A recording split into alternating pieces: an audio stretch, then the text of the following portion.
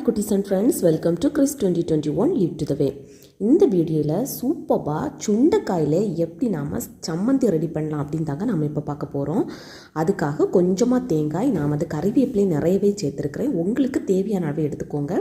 அதுக்கப்புறமா பூண்டு, சின்ன வெங்காயம் அல்லது பெரிய வெங்காயத்தில் கொஞ்சமாக இஞ்சி, கொஞ்சமாக புளி, தேவையான அளவு வரைமிளகாய், அதுக்கப்புறமா கொஞ்சமாக 1 ஸ்பூன் ஜீரகம், அதுக்கப்புறமா உங்ககிட்ட இருக்க சுண்டைக்காய், இது எவ்வளோத்தையுமே எடுத்துக்கோங்க.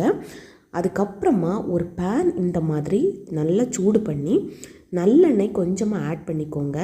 இந்த நல்லெண்ணெய் பொரிஞ்சு வந்த உடனே நாம் இந்த மாதிரி சுண்டைக்காய் போட்டு நல்லா வதக்கிறதுக்கு ஸ்டார்ட் பண்ணிடணும். இந்த சுண்டைக்காய் வதங்கும் போதே நாம் வந்து இந்த சம்மந்திக்கு தேவையான அளவு பரல் உப்பு அல்லது பொடி உப்பு, பரல் உப்பு போட்டோம் அப்படின்னா இன்னுமே கொஞ்சம் டேஸ்ட் வந்து சூப்பராக இருக்கும். அதுக்காக பரல் உப்பு வந்து ஆட் பண்ணி நல்லா வதக்கி எடுத்துக்கோங்க.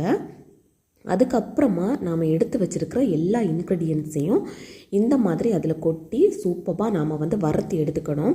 இதில் வந்து இந்த மிளகாய் பார்த்திங்க அப்படின்னா சின்ன பிள்ளைங்களுக்கும் கொடுக்க வேண்டியதுனால நான் கொஞ்சமாக ஆட் பண்ணியிருக்கிறேன். உங்களோட சுவைக்கு ஏற்றது மாதிரி நீங்கள் வந்து ஆட் பண்ணிக்கோங்க. இந்த மாதிரி மிளகாய் இல்லை அப்படின்னா மிளகாய் பொடி கூட ஆட் பண்ணிக்கலாம். இல்லை அப்படின்னு பார்த்தீங்கன்னா பச்சை மிளகாய் கூட ஆட் பண்ணிக்கலாம். ரொம்பவே டேஸ்ட்டு சூப்பராக இருக்கும்.